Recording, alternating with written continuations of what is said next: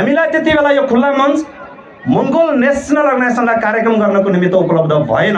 कानुनी रूपमा तपाईहरुलाई जाँड रक्समा भोलिन बाध्य बनाएको हो। हात्तीले चाहेको खण्डमा 1 वर्ष पुगेको वयस्क हात्तीले खुट्टा उचालेर पछारेपछि के हुन्छ? त्यो साङ्ला चुडिन्छ। त्यो साङ्लोमा बाँध्ने मान्छे 1 जना होइन, उले 10 जना तताउन सक्छ। यो किताब गोपाल गुरुङले संसार घुमेर होइन, मेरो जीवनलाई अध्ययन गरेर लेखेको पो रहेछ कि क्या हो। अब यो देश नेपाल भाषण र नाराबाजीले होइन, लोकतन्त्र, धर्मनिरपेक्ष र प्रान्तीयताको असली अभ्यासबाट मात्रै देश परिवर्तन हुन सक्छ। धन्यवाद व्यक्त गर्न चाहन्छु जोशीकाज्यू।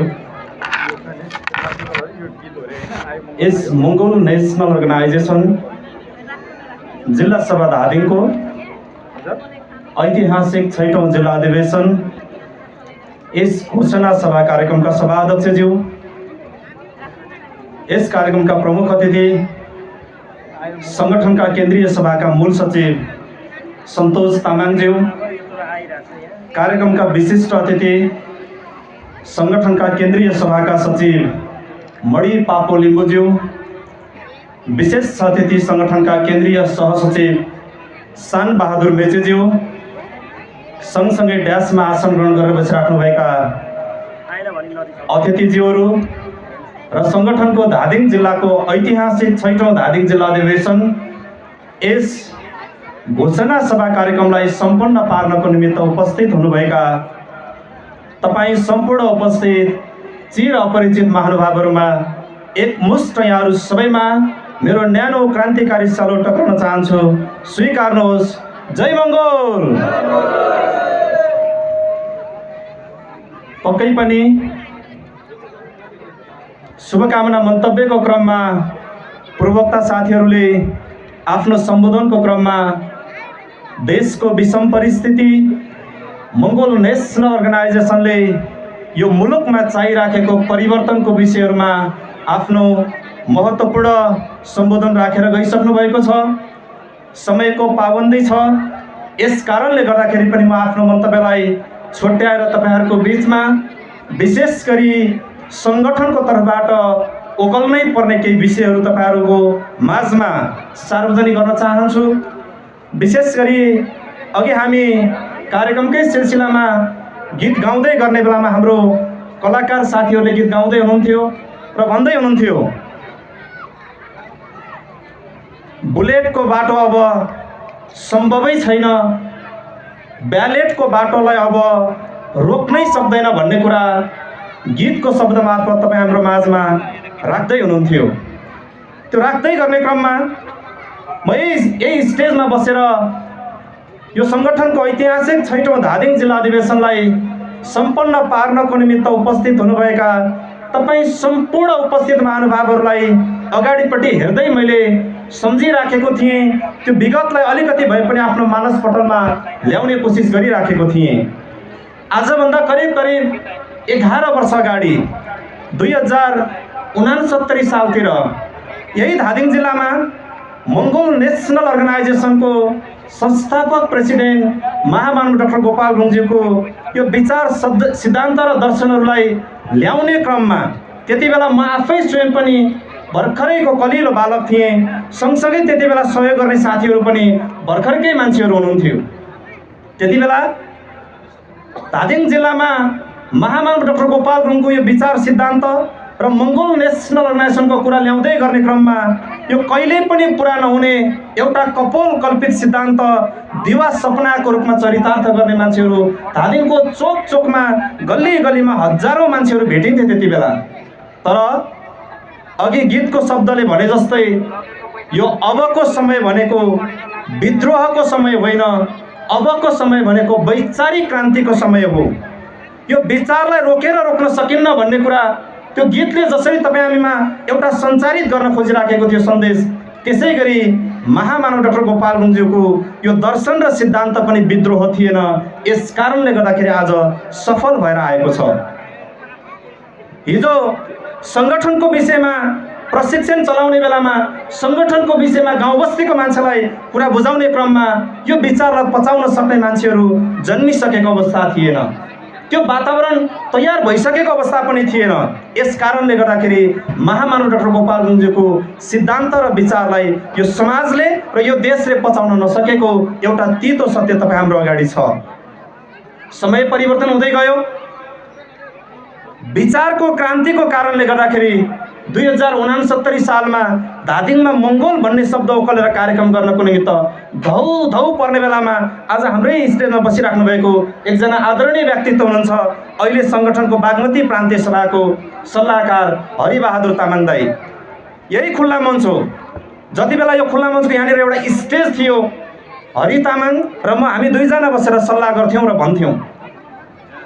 धादिङमा 2070 सालमा हामीले कार्यक्रम गर्ने एउटा योजना बनायो। दुईजना बसेर कार्यक्रम गर्ने योजना बनाइसके पछाडि मैले भने दाई, हाम्रो मान्छेले बुझेका पनि छैनन्, धेरैभन्दा धेरै मान्छे आयो भने हाम्रो मान्छे 100 जना आउला।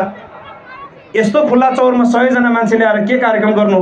70 बढी हाँस्ने, 70 को मनोबल बढ्ने, हाम्रो मनोबल घट्ने। यस कारणले गरेर लुकाएर कतै गरौँ भनेर भन्दाखेरि हरिदाईले त्यति बेला भन्नुभयो, भाइ मान्छे 5 जना किन नहोस्, यही चौरमा देखाएर गर्नुपर्छ भाइ भनेर उहाँले मलाई साहस दिनुहुन्थ्यो, सारथी बनिदिनुहुन्थ्यो। म भर्खर 19 वर्षको उमेरमा हिँड्दै थिएँ। छेउमा उभिएर उहाँले भनिसके पछाडि उहाँको उमेरले भनेको कुरा मैले नाइ भन्न मिल्ने अवस्था थिएन। त्यसपछि मैले भने ल ठिक छ दाइ, त्यसमा आँट गरौँ भनेर आँट गरियो। 2070 साल पौष 17 गते सङ्गठनको 25औं स्थापना दिवस तथा धादिङ जिल्लाको प्रथम जिल्ला अधिवेशन 2070 सालमा सम्पन्न हुँदै थियो।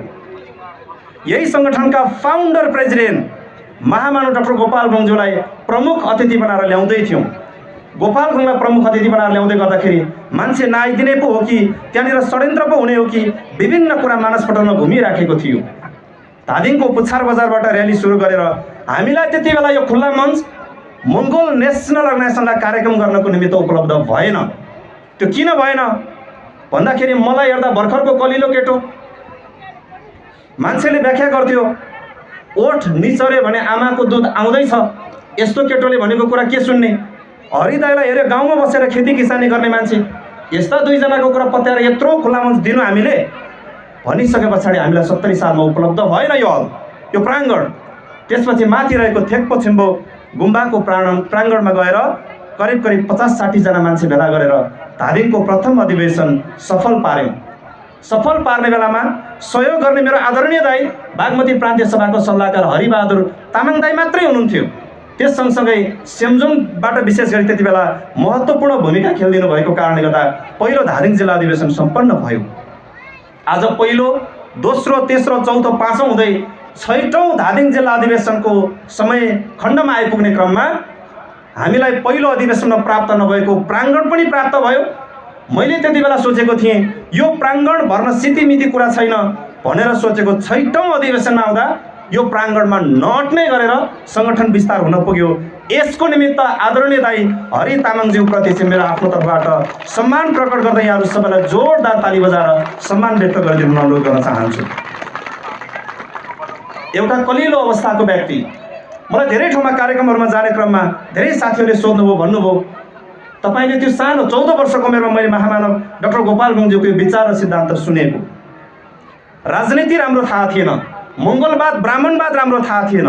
मलाई यति थाहा थियो म यही जिल्लाको एउटा गाउँमा जन्मिएको मान्छे, हिन्दू आर्य ब्राह्मण क्षेत्रीबाट हुने विभेदले पिल्सिएको मान्छे थिएँ। यस कारणले गर्दाखेरि त्यो विभेद के हो भन्ने मात्रै थाहा थियो, अरू केही पनि थाहा थिएन। डाक्टर गोपाल गुरुङज्यूले लेख्नुभएको पुस्तकको पानाहरू पल्टाएर हेर्दाखेरि त्यहाँभित्र के मात्रै भेटिन्थ्यो भने यो किताब गोपाल गुरुङले संसार घुमेर होइन, मेरो जीवनलाई अध्ययन गरेर लेखेको पो रहेछ कि क्या हो भन्ने मलाई लाग्थ्यो। त्यही कारणले मात्रै म यो सङ्गठनमा लागेँ। त्यो कलिलो उमेरबाट सङ्गठनमा निरन्तर अगाडि बढ्दै बढ्दै आज तपाईँहरूको बिचमा सङ्गठनको तर्फबाट केन्द्रीय प्रवक्ताको हैसियतमा उभिन सक्ने एउटा अवस्था निर्माण गर्नको निमित्त, कहिल्यै निराश नहुनको निमित्त, निराश भएर यो अभियान छोडेर कहिले पनि बाहिरिन नदिनको निमित्त कम्मर कसेर मलाई पछाडिबाट साथ र सहयोग दिने तिनै पुराना अग्रज कार्यकर्ता जसले धादिङमा सङ्गठन निर्माण गर्नको निमित्त सहयोगी भूमिका निर्वाह गरे, उहाँहरूप्रति पनि मेरो आफ्नो व्यक्तिगत तवरबाट सहित तपाईँहरू सबैको तवरबाट पनि उहाँहरूलाई जोरदार ताली बजाएर एकचोटि सम्मान व्यक्त गरिदिनुको निमित्त म अनुरोध गर्न चाहन्छु। किनभने आज यो सङ्गठन हुर्किएको कारणले गर्दाखेरि यो संगठन निर्माण भएको कारणले गर्दाखेरि देशको व्यतिथि विसङ्गतिको विषयमा आवाज उठाउन सक्ने भएका छौँ। यो आवाज उठाउन सक्ने अवस्था थिएन हिजोको दिनमा।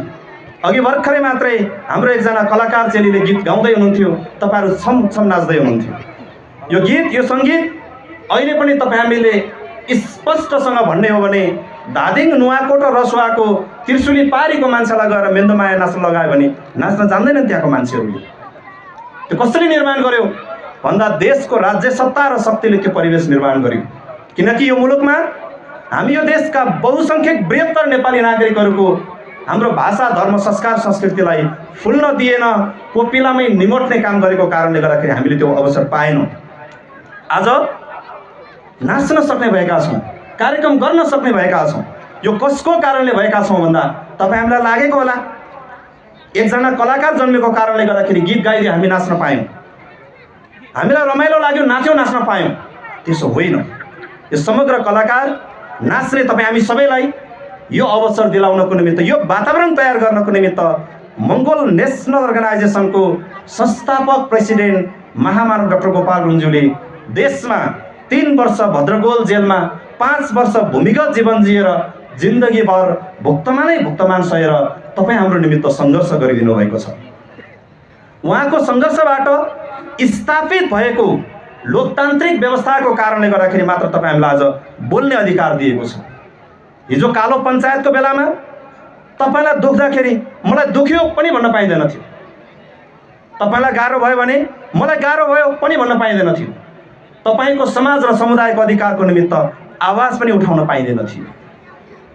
आज तपाईँलाई मन नलागेको कुरा माइकबाट भन्न पाउनु भएन भने पनि मोबाइलको अगाडि बसेर सोसल मिडियाबाट आफ्नो कुरा, मन नपरेको कुराको विषयमा विरोध जनाउन पाउने एउटा अधिकार प्राप्त भएको छ। शासकहरूले तपाईँ हामी माथि गरेको दमन, शोषण, अन्याय, अत्याचारको विषयमा आवाज उठाउन पाउने अधिकार प्राप्त भएको छ। यो कसको कारणले भएको छ भन्दा यो चाहिँ मङ्गोल नेसनल अर्गनाइजेसनको कारणले मात्रै प्राप्त भएको छ। यस कारणले गर्दा आज देशमा यो सङ्गठनलाई निमोट्नको निमित्त विभिन्न षड्यन्त्र भइराखेको छ। अघि प्रवक्ता साथीहरूले कुरा जोड्दै हुनुहुन्थ्यो।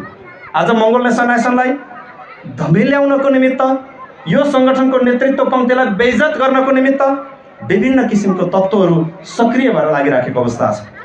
तर हामीलाई स्पष्टसँग के थाहा छ भन्दा म तपाईँहरू सम्पूर्ण उपस्थित आदरणीय आमा बुवा, दाजुभाइ तथा दिदीबहिनीहरूप्रति अपिल गर्न चाहन्छु के तपाईँ हामी फेरि हिजोको जस्तै दुख्दाखेरि दुख्यो पनि भन्न नपाउने,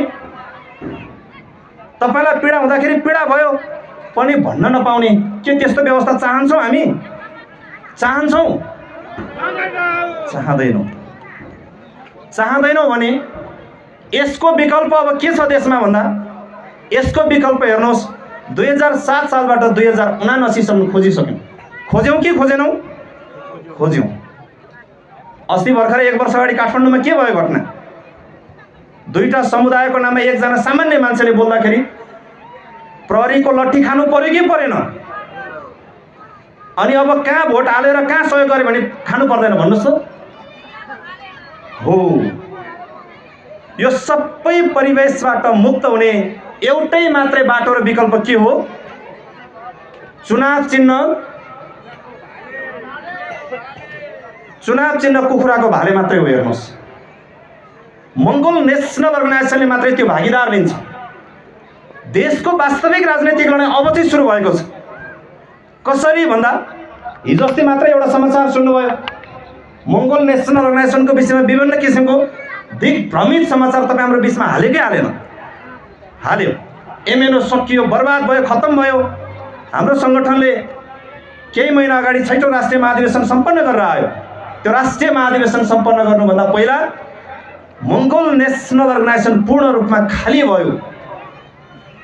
अब यसको पक्षमा कोही छैन भन्ने खालको सन्देश दिनको निमित्त उद्धत थिए त्यो तत्त्वहरू। तर 6औं राष्ट्रिय महाधिवेशनमा हामीले के गर्यौँ? त्यसो होइन। मङ्गोल नेसनल अर्गनाइजेसन चाहने मान्छे देशभरि बृहत्तर रूपमा विकास भएको छ भन्ने सन्देश हामीले दिएर आयौँ। त्यस पछाडि फेरि षड्यन्त्र भयो। अब यसलाई ननिमोठेसम्म, किनकि मङ्गोल नेसनल अर्गनाइजेसनले कुन बाटो पछ्याएको छ भन्दा धैर्यताको बाटो मङ्गोल नेसनल अर्गनाइजेसनले कहिले पनि छाड्दैन। हेर्नुहोस्, किनकि हामीलाई के थाहा छ भन्दा हामीले गुमाउनु पर्ने कुरा सबै गुमाइसक्यौँ। राजनीतिक अधिकार हाम्रो हातमा छ छैन? यो देशको प्रधानमन्त्री तपाईँ हुने कि म हुने भन्ने अधिकार रहेछ हाम्रो हातमा? यो देशको सरकार तपाईँको हुने कि मेरो हुने भन्ने अधिकार रहेछ हाम्रो हातमा? अस्ति भर्खरसम्म 20 गतेसम्म कसको सरकार थियो? नेपाली कङ्ग्रेस सहितको गठबन्धनको सरकार थियो। तपाईँले सोच्नु भएको थियो भोलि उठ्ने बेलामा एमाले गठबन्धनमा जान्छ, कङ्ग्रेस निस्किन्छ भन्ने सोच्नु भएको थियो? थिएन। 21 गते बिहान उठेको कङ्ग्रेस विपक्ष, एमाले सत्ता पक्ष भइसकेको थियो त्यहाँ। यस कारणले गर्दा हामी झुक्किन हुँदैन। हेर्नुहोस्, नेपालमा भएका सबै राजनीतिक दलहरू यिनीहरू कोही पनि पक्ष र विपक्ष होइनन्। नेपालमा भएका सबै राजनीतिक दलहरू सत्ता पक्ष र मङ्गोल नेसनल अर्गनाइजेसन मात्रै विपक्ष राजनीतिक दल हो। यति बेला उनीहरूले हाम्रो अधिकार बोलिदिँदैन। हेर्नुहोस्, लोकतान्त्रिक व्यवस्थामा, पार्लियामेन्टरी सिस्टममा, विशेष गरी संसदीय व्यवस्थामा सत्ता पक्षले सत्ता सञ्चालन गर्ने हो, विपक्षले के गर्ने? सत्ता पक्षले जनतालाई ढाँटेको कुराको विषयमा जानकारी गर्ने हो नि त, खासमा त होइन। 20 गतेसम्म विपक्ष हुँ भनेर बसेका 21 गते के भने? हामी सत्ता पक्ष भनेर सत्ता पक्षको कुर्सीमा बस्न पुगे। 20 गतेसम्म सरकारको बचाउ गरिराखेका मान्छेहरू 21 गते एकाएक के भन्न थाले? यो सरकार काम छैन भन्न थाले। अनि विश्वास गरेर हुन्छ यस्ताका? हुँदैन। हेर्नुहोस्, यो कहिलेसम्म यो व्यतितिर आउँछ भन्दा नेपालको राजनैतिक भविष्यमा मङ्गोल नेसनल अर्गनाइजेसनको उदय नभएसम्म यो परिवेशको अन्त्य हुँदै हुँदैन। हेर्नुहोस्, यसको निमित्त अब फेरि हामीलाई सबै कुरा थाहा भइसकेको छ। यो देशमा कहाँ समस्या छ, समाधान के हो, कहाँनिर के गर्नुपर्ने, कहाँ कसो, सबै थाहा भइसकेको छ। तर हामीलाई आवश्यकता यति बेला के छ भन्दा अनुमोदनको खाँचो छ। यति बेला तपाईँ एउटा हस्पिटलमा बिरामी लिएर जानुहोस् त, डक्टरले हस्पिटलमा गएर बिरामी लिएर जाने बेला उसले सबै नापजाँच गरिसक्छ। रोग के हो, समस्याको समाधान के हो, सबै पत्ता लगाउँछ। डक्टरले अन्तिममा के सोच्छ भन्दा त्यो बिरामीको अभिभावकलाई हस्ताक्षर गर्न लगाउँछ। मेरो बिरामीमाथि तपाईँको औषधि उपचार सुरु गर्नुहोस् भनेर हस्ताक्षर गराएपछि मात्रै डक्टरले के गर्छ? उपचार गर्न सुरु गर्छ। त्यति अधिकार नपाएसम्म गर्दैन हो। त्यसै गरी नेपालमा हामीले समस्या सबै पत्ता लगाइसक्यौँ, समाधान पनि देखिसक्यौँ। अब हामी अनुमोदित हुन बाँकी छ। यो अनुमोदित कहाँबाट हुने भन्दा हामीले पैसा दिने, तपाईँले म अनुमोदन गरिदिन्छु भनेर हुने होइन। हेर्नुहोस्, हामीले अनुमोदन कहाँबाट गर्ने भन्दा निर्वाचनको बेलामा। यो ठुलो लडाइँको कुरा नै छैन। यहाँनिर कसैलाई आक्षेप पनि लगाउनु पर्दैन, कसैलाई आरोप पनि लाउनु पर्दैन। अहिले त देशमा के भइदियो भन्दाखेरि जनताले मङ्गोल नेसनल अर्गनाइजेसनलाई नदेखियोस् भन्नको निमित्त समाजमा सयौं थरीका राजनीतिक दलहरू जन्माइदिए। अनि हाम्रो नागरिकले के गर्न थाले भन्दा 7 सालको क्रान्ति छेड्ने कङ्ग्रेसको विरुद्धमा 46 को एमाले रोज्न थाले। 46 को एमाले को विरुद्धमा 52 सालबाट आएको माओवादी रोज्न थाले। अनि अहिले एमाले माओवादी काङ्ग्रेसको विकल्पमा फेरि को रोज्न थाले भन्दा अनुहार नयाँ, भाषणमा खोक्रो राष्ट्रवादको भाषण दिने, त्यही पार्टीको कार्यकर्ता भएर आएको विभिन्न राजनैतिक दललाई हाम्रो मान्छेले चाहिँ विकल्पको रूपमा रोज्ने र छान्ने एउटा परिदृश्य देखाइदियो। हाम्रो मान्छेले समाजमा यो मैदानमा फुटबल गेम भइराखेको छ, म्याच भइराखेको छ। यो फुटबल मैदानमा मङ्गोल नेसनल अर्गनाइजेसन नामक राजनीतिक दलको टिम पनि यो मैदानमा छ भन्ने कुरा हाम्रो मान्छेले देख्दै नदेखेका कारणले गर्दाखेरि हाम्रो मान्छे झुक्किन बाध्य भइराखेको अवस्था हो। यस कारणले गर्दाखेरि अब हामी सबैको काँधमा एउटा जिम्मेवारी के छ भन्दा हामीले बुझ्नुपर्छ। वर्तमान भारतको कहानी त्यस्तै हो। वर्तमान भारतको त्यहाँको 85% मूल निवासी जनताहरूलाई जिउँदै मारेर बचाइराखेको अवस्था थियो। ती 85% भारतका मूलवासी नागरिकहरूलाई उजागर गर्नको निमित्त खाएको पनि नचल्ने, पानी पनि नचल्ने बनाइराखेका थियो। त्यो पानी पनि नचल्ने, खाना पनि नचल्ने दलित बनाएर राखेको त्यहाँको 85% भारतका मूल निवासी जनताहरूलाई मुक्ति दिलाउनको निमित्त महामानव सिद्धार्थ बुद्धले एउटा ऐतिहासिक कदमीको थालनी गर्नुभएको थियो। बडाश्रमी व्यवस्थालाई अंगीकार गरेर अगाडि बढ्ने हिन्दूहरूले दलित बनाएको व्यक्तिले पकाएको खानेकुरा खाएर महामानव सिद्धार्थ बुद्धले संसारमा जन्मिने मान्छे कोही पनि जन्मिने बित्तिकै उच्च नीच हुँदैन भन्ने समानताको सन्देश दिने एउटा महान काम सिद्धार्थ बुद्धले गर्नुभएको थियो। यस कारणले गर्दाखेरि हामीले उहाँलाई सम्मानका साथ चाहिँ उहाँलाई हामीले सम्मान अर्पण गरिराखेका हुन्छौँ।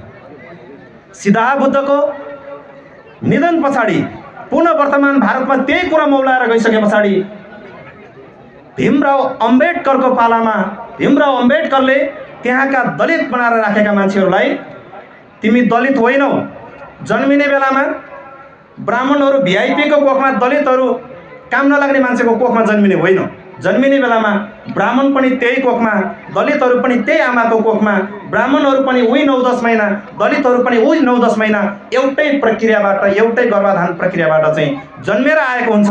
यो त तिमी र हामीलाई पङ्गु बनाउनको निमित्त, अल्पसङ्ख्यक मान्छेले बहुसङ्ख्यकमाथि शासन गर्नको निमित्त रचना गरिएको एउटा चाहिँ झुटो कपोल कल्पित कथा र कहानी मात्रै हो भन्ने कुराको उजागर गरेर वर्तमान भारतमा भीमराव अम्बेडकरले एकै दिनमा 7 लाख त्यहाँनिर हिन्दू बनाइएका दलित समुदाय बनाएर हिन्दू बनाएका मान्छेहरूलाई एकै दिनमा 7 लाख मान्छेलाई बुद्धको समानता, स्वतन्त्रता र भातृत्वको दर्शन ग्रहण गर्न लगाउने एउटा ऐतिहासिक काम महामानव भीमराव अम्बेडकरले गर्नुभएको अवस्था थियो वर्तमान भारतमा। यता हाम्रो देश नेपालमा केही पनि थाहा छैन, यो हो कि त्यो हो, यसो हो कि त्यसो हो, 7 सालबाट देश बनाउँछु भन्नेहरू,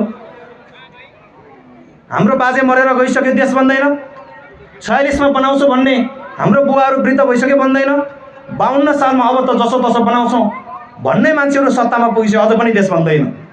हामी यो कठिन परिवेशमा बाँचिराखेका नेपालका बृहत्तर नेपाली नागरिक मूलवासी मङ्गोलहरूलाई ब्युजाउने कार्यको थालनी गर्ने क्रममा महामानव डाक्टर गोपाल गुरुङज्यूले 62-63 सालको जनआन्दोलनको समयमा नेपालमा पनि दलित बनाइएको कामी दमै सार्की च्यामे पढे गाइने थारू दनुवार सुनुवार जिरेल सुरेल यो जसलाई दलित बनाइएको छ, यो दलित बनाइएको मान्छेहरू यही देशका मूलवासी मङ्गोलहरू हुन्।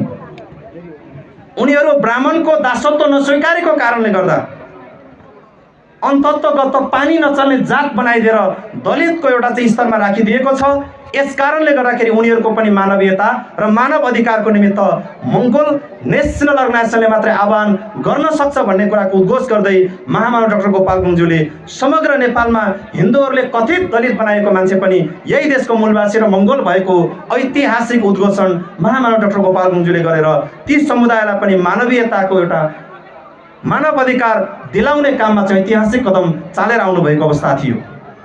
यस कारणले गर्दाखेरि म सम्पूर्ण उपस्थित आदरणीय आमा बुवा दाजुभाइ तथा दिदीबहिनीहरू यहाँहरूप्रति म अपिल गर्न चाहन्छु कि अबको देश यो मुलुक आजसम्म धैर्यताले टिकेको छ। तपाईँ हाम्रो धैर्यताको कारणले गर्दा मङ्गोल नेसनल अर्गनाइजेसनलाई नेपालको राजनीतिमा नेपालको बृहत्तर नेपाली नागरिकहरूको प्रतिनिधित्व गर्दै सत्तामा पुगेर लोकतन्त्र, धर्मनिरपेक्ष र प्रान्तीयतालाई शुद्धिकरण सहित यसलाई संस्थागत गर्दै यसको संरक्षण गर्दै महामानव डाक्टर गोपाल गुरुङज्यूले जीवित छौन्जेल उहाँले लडेको लडाइँबाट स्थापित भएको यो व्यवस्था देशमा एकै दिन मात्रै पनि लागू भयो भने हामी नेपालको बृहत्तर नेपाली नागरिक मूलवासी मङ्गोलहरू रहर लाग्दा भएर निस्किन सक्छौँ यो मुलुकमा। तर देशमा यो कानुनलाई लागू हुन दिएको छैन। त्यस कारणले गर्दाखेरि तपाईहरुले पनि अब ऐतिहासिक कदम उठाउनको निमित्त निर्णय गर्नुपर्ने बेला भएको छ। हाम्रो हातमा अब केही पनि छैन। राजनीतिक अधिकार हाम्रो हातमा छैन, शैक्षिक अधिकार हाम्रो हातमा छैन, धार्मिक अधिकार हाम्रो हातमा छैन, आर्थिक अधिकार पनि हाम्रो हातमा छैन, सामाजिक तथा सांस्कृतिक अधिकार पनि तपाईँ हाम्रो हातमा छैन। हामी सबै कुराबाट टकटकिसकेका छौँ। आज देश पनि हाम्रो हातमा छैन। हेर्नुहोस्, यो देशको सत्ता पनि हाम्रो हातमा छैन, यो देशको भूगोल पनि तपाईँ हाम्रो हातमा छैन। अब केवल तपाईँ हामीसँग बचे खुचेको एउटै कुरा मात्रै छ। त्यो कुरा के छ भन्दा तपाईँ हामीले बडो दुःख सङ्घर्ष गरेर जोगाएर राखेको एउटा प्राण मात्रै बाँकी छ तपाईँ हामीसँग। यस कारणले गर्दाखेरि महामानव डाक्टर गोपाल गुरुङज्यूले सधैँभरि भन्नुहुन्थ्यो, तिमीले गुमाउनु पर्ने कुरा सबै गुमाइसक्यौ। मङ्गोलको राजनीतिमा लागेर तपाईँले अब केही पनि गुमाउनुहुन्न, किनकि देश त पहिल्यै गुमाइसक्यौँ। भूगोल गुमाइयो, राजनैतिक अधिकार गुमाइयो, शैक्षिक अधिकार गुमाइयो, आर्थिक अधिकार गुमाइयो, सबै कुरा गुमाइसकेका छौँ। अब हामीसँग बचेको एउटा प्राण मात्रै हो। यो प्राणलाई तपाईँले सुनको बाकसमा थुनेर राख्नुभयो भने पनि निश्चित समय पुगेपछि एक न एक दिन के हुन्छ, तपाईँको र मेरो प्राण ढलेर जान्छ नै जान्छ। हेर्नुहोस्, यस कारणले गर्दाखेरि महामानव डाक्टर गोपाल गुरुङज्यूले भन्नुभएको छ, गुमाउनु पर्ने कुरा सबै गुमाएर अब हामीसँग बचेको एउटा प्राणलाई धितो राखेर एउटा ऐतिहासिक लडाइँ लड्नुपर्ने बेला आएको छ। हामीले गुमायौँ भने यो दुःख, यो व्यथा, यो पीडा सहेर बचेको यही एउटा प्राण मात्रै गुमाउँछौँ, अरू केही पनि गुमाउँदैनौँ। हेर्नुहोस्, पायौँ भने हामीले के पाउँछौँ भन्दा यो देशको समग्र शासन सत्ताको बागडोर हाम्रो हातमा हुन्छ। यस कारणले गर्दाखेरि अब ऐतिहासिक कदम चाल्ने बेला आएको छ। देशको वास्तविक राजनैतिक लडाइँ अब सुरु भयो, किनकि मङ्गोल नेसनल नेसनलाई गिज्याउने र जिस्काउने काम गर्न थालिसकेका छन्। हिजोसम्म मङ्गोल नेसनल नेसन कसैको निमित्त पनि टाउको दुखाइको विषय थिएन। हेर्नुहोस्, आज किन टाउको दुखाइको विषय बन्यो भन्दाखेरि एमाले माओवादी कङ्ग्रेस यसो गर्यो भन्दैन। हेर्नुहोस्, यसले के भन्छ भन्दाखेरि शासन सत्तामा बस्ने शासकहरूले एमाले माओवादी काङ्ग्रेस विभिन्न पार्टी भनेर ओल्लो भित्ताबाट पल्लो भित्ता, पल्लो भित्ताबाट पल्लो भित्ता पुर्याउने काम मात्रै गर्यो, यस कारणले बिउजिनु पर्यो मात्रै भन्छ एमएनओले। यही भित्र चेतनाको ढोकाहरू छ। यस कारणले गर्दाखेरि एमएनओलाई आज देशका शासन सत्तामा बसेका ती शासक वर्ग र ती तत्त्वहरूले एमएनओ उनीहरूको निमित्त घाँटीमा झुन्डिएको माउरीको गोला जस्तै भइसकेको अवस्था छ। यस कारणले गर्दाखेरि मैले तपाईँ सम्पूर्ण महानुभावहरूलाई मैले अघि भनिसकेँ, तपाईँ यसरी स्वतन्त्र रूपमा बोल्न पाउने अधिकार, लेख्न पाउने अधिकार, हिँडुल गर्न पाउने अधिकार यदि बचाउनु छ भने तपाईँले कसलाई बचाउनु पर्छ भन्दा तपाईँले कसलाई बचाउनु पर्छ? कसलाई बचाउनु पर्छ? एमालेलाई बचाएर पाइन्छ? कङ्ग्रेसलाई बचाएर पाइन्छ? कङ्ग्रेसले के भन्यो अस्ति? धर्मनिरपेक्ष होइन, फेरि सबैलाई कर्या कुरूप पार्ने हिन्दू राष्ट्र बनाउँछ भने कि भनेन? अनि हामी फेरि पनि कता लाग्ने भन्दा बाउको पाला बाजेको पालाबाट रुख फेरि त्यतै लाग्ने? कता लाग्ने? अब हामी मङ्गोल नेसनल अर्गनाइजेसनलाई बचाउनको निमित्त अब त्यो अभियानमा लाग्ने। यसको निमित्त हामीले के पनि गर्नु पर्दैन। हेर्नुहोस्, फेरि 10 वर्ष कथित जनयुद्धमा जस्तो बन्दुक बोकेर हिँड्नु पर्दैन, विभिन्न विद्रोह पनि गर्नु पर्दैन। मात्रै के गर्नुपर्छ भन्दा निर्वाचनको बेलामा के गर्नुपर्छ भन्दा भोट हाल्ने बेलामा कसैको पनि कुरा नसुनिकन मैले हाल्दै गरेको मतले कसलाई अधिकार सम्पन्न बनाउँदैछु भन्ने कुरा बुझ्नुपर्छ। मैले अस्ति भर्खरै एउटा कुरा बताएको थिएँ विभिन्न माध्यमहरू मार्फत। देशमा अस्ति भर्खरै एउटा कम्पिटिसन चलेको थियो, भोइस अफ नेपालको कम्पिटिसन। थाहा छ तपाईँहरूलाई? थाहा छ? गीत गाएर प्रतिस्पर्धा गर्ने थाहा छ तपाईँहरूलाई? एकचोटि हात उठाउनुहोस् त। हो, भोइस अफ नेपालको कम्पिटिसन अस्ति भयो। त्यो भोइस अफ नेपालमा तपाईँलाई मन परेको मान्छेलाई जिताउनु पर्यो भने तपाईँले के गर्नुपर्छ? तपाईँले के गर्नुपर्छ? भोट हाल्नुपर्छ। त्यहाँनिर एउटा भोट हाल्दा तपाईँको पैसा कति जान्छ? पैसा कति जान्छ? 10 रुपियाँ पैसा जान्छ एउटा भोट हाल्नु पर्यो भने। तपाईँले 10 रुपियाँको दरले हालेको भोटले गीत गाउने एउटा मान्छे जित्छ। त्यो गीत गाउने मान्छेले तपाईँलाई राजनीतिक अधिकार दिन्छ, आर्थिक अधिकार दिन्छ, धार्मिक अधिकार दिन्छ, शैक्षिक अधिकार दिन्छ, सामाजिक तथा सांस्कृतिक अधिकार दिन्छ। यो सबै अधिकार कसले दिन्छ? राजनीति गर्ने मान्छेले दिन्छ, अरूले दिँदैन। फेरि राजनीति गर्ने मान्छेले दिन्छ। अनि राजनीति गर्ने मान्छेलाई भोट हाल्ने बेलामा तपाईँको पैसा खर्च हुन्छ? हुँदैन। अनि किन भोट नहाले हामीले? हामीले भोट किन नहालेको आजसम्म? चुनावमा कुखुराको भालेमा भोट माग्न गयो भने त के भन्छ? कति दिन्छ पैसा भन्छ कि भन्दैन?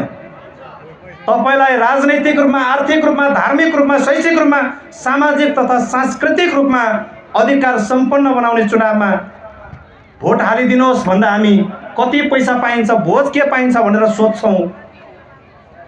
भोइस अफ नेपालमा 10 रुपियाँ खर्च गरेर जिताएको मान्छेले केही पनि दिँदैन, त्यसमा चाहिँ 10 रुपियाँ खर्च गर्छ। मूर्ख को रहेछौँ भन्दा आजसम्म को रहेछौँ? तपाईँ र हामी आजसम्म मूर्ख भएका रहेछौँ। मूर्ख पनि कस्तो खालको मूर्ख भन्दा हात्ती जस्तै मूर्ख। एउटा हात्ती परिकल्पना गर्नुहोस् त, चाह्यो भने हामी अहिले उपस्थित भएको हामी यहाँ झन्डै 2-3 हजार मान्छे छौँ। एउटा हात्तीले आएर यहाँ बवन्डर मचायो भने हामी 2-3 हजार मान्छेलाई तलाउन सक्छ कि सक्दैन? सक्छ। तर त्यहीँनिर त्यो 2-3 हजार मान्छे तलाउन सक्ने हात्तीलाई एउटा माउतेले उसकै सोडबाट मलाई चढाएर माथि पिठ्युमा पुरा भनेपछि सोडले उठाएर पिठ्युमा पुऱ्याउँछ। अनि पिठ्युमा पुऱ्याइसकेपछि माउतेले के गर्छ? घन हानेर देब्रे भनेपछि देब्रे जान्छ, दाहिने भनेपछि दाहिने जान्छ। हो, त्यो हात्ती जस्तै मूर्ख रहेछौँ। शक्ति सबै हामीमा छ, तर अरूको अरन खटन मान्ने मान्छे भएर बसिराखेका रहेछौँ। हात्ती जन्मिने बेलामा जहिले पनि तपाईँले याद गर्ने गर्नुहोस्, हात्ती जन्मिने बित्तिकै त्यो हात्तीको बच्चाको खुट्टामा मोटो साङ्लाले बाँधिदिन्छ मान्छे। त्यो हात्ती जन्मिसके पछाडि उसलाई थाहा हुन्छ म मेरो आमाको गर्भबाट जन्मिने बेलामा स्वतन्त्र भएर जन्मेको मान्छे, स्वतन्त्र भएर जन्मेको प्राणी, त्यो कसले ल्याएर चाहिँ मेरो खुट्टामा के बाँधिदियो भनेर त्यसबाट फुत्केर भाग्नको निमित्त त्यो हात्तीको बच्चाले त्यहाँनिर चाहिँ आफ्नो खुट्टा हल्लाउँछ, भाग्न खोज्छ। आज गर्छ सक्दैन, भोलि गर्छ सक्दैन, पर्सि गर्छ सक्दैन। यसरी गर्दा गर्दै 1 वर्ष बित्छ, सक्दैन उसले, त्यो हात्तीले त्यो साङ्ला चुडाउन सक्दैन। 1 वर्ष पुगे पछाडि त्यो मान्छेले के गरिदिन्छ? त्यो हात्तीको खुट्टाको साङ्ला चुडालिदिन्छ। हो, त्यति बेला त्यो हात्तीको दिमागमा के परेको हुन्छ? मैले चाहेर पनि मेरो खुट्टाको यो साङ्ला चुडाएर भाग्न सक्दिनँ भन्ने उसको मानसिकतामा परिसकेको हुन्छ। अनि हात्तीको खुट्टाबाट त्यो साङ्ला चुडालिदिँदा पनि त्यसको मस्तिष्क चाहिँ कस्तो हुन्छ भने म यो मान्छेलाई चाहिँ ढलाउन सक्दिनँ, लडाउन सक्दिनँ, यसले जे भन्छ त्यही मान्नुपर्छ भन्ने पारिसकेका हुन्छ। हो, यसै गरी तपाईँ हामी नेपालको बहुसङ्ख्यक मूलवासी मङ्गोललाई के पारिदिइसकेको छ भन्दा देश कसले चलाउने भन्दा टोपी कसेर पढ्नेले चलाउने भन्ने बनाइदिएको छ। गुरुङ, मगर, तामाङ, राई, लिम्बू, शेर्पा, कोचे, मेचे, धेमालेले चलाउन सक्दैनन्, किनकि यिनीहरू पढ्ने बेलामा जाँड रक्सीमा रमेको होइन। हेर्नुहोस्, कानुनी रूपमा तपाईँ हामीलाई जाँड रक्सीमा भुलिन बाध्य बनाएको हो। यस कारणले गर्दाखेरि आजसम्म तपाईँ हाम्रो मानसिकतामा र मस्तिष्कमा चाहिँ के छ त भन्दा हात्तीको खुट्टामा लगाइदिएको साङ्ला जस्तो एउटा साङ्लो छ।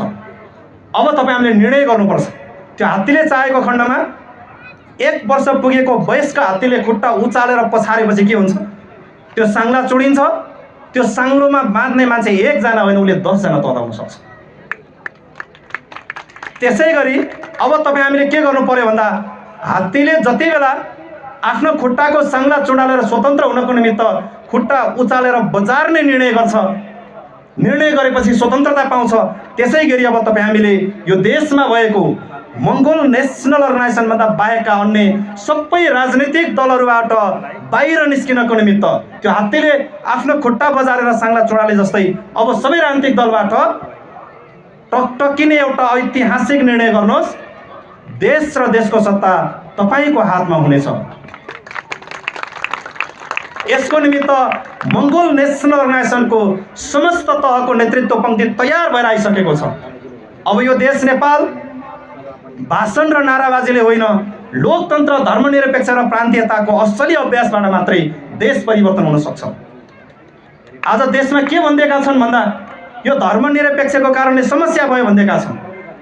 यो धर्मनिरपेक्ष भनेको बहुसङ्ख्यक धर्म मान्ने मान्छेको अधिकार भन्दा पनि अल्पसङ्ख्यक धर्म मान्ने मान्छेहरूको चाहिँ अधिकार सम्पन्न गराउने व्यवस्था हो। खासमा भोलि गएर देश हिन्दू राष्ट्र होला, मुस्लिम राष्ट्र होला अथवा क्रिस्चियन राष्ट्र होला, जुनसुकै राष्ट्र होला, हिन्दू राष्ट्र हुने बित्तिकै अरू कुनै पनि धर्मले फुल्ने र फल्ने मौका पाउँदैन। मुस्लिम राष्ट्र हुने बित्तिकै अरू कुनै पनि धर्मले फुल्ने र फल्ने मौका पाउँदैन। क्रिस्चियन राष्ट्र हुने बित्तिकै पनि फेरि अरू कुनै पनि धर्मले फुल्ने र फल्ने मौका पाउँदैन।